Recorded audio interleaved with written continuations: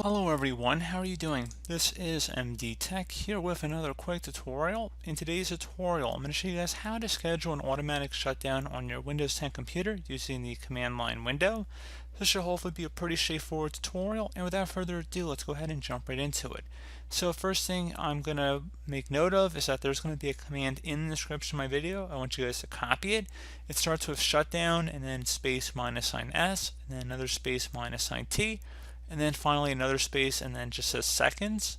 So you want to copy that and then open up the start menu, type in Notepad. Best result should come back with Notepad listed right above app. So go ahead and left click on that. So now Notepad's open. I'm going to just paste this command like I said that I'm going to have in the description of the video. You want to just copy it and then just paste it into the Notepad file here. So again, shutdown space minus sign S space minus sign T and then seconds. So in the seconds field, you want to type in the number of seconds you want to elapse before your system shuts down.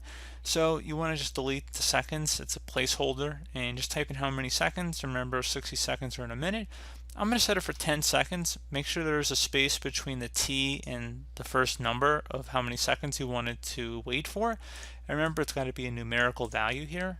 So once you have it how you want it, just highlight over it, right click, copy, or you want to use a keyboard shortcut, doesn't matter to me. I'm going to go open up the start menu, type in CMD, best result should come back with command prompt. I'm going to go right click on that and select run as administrator.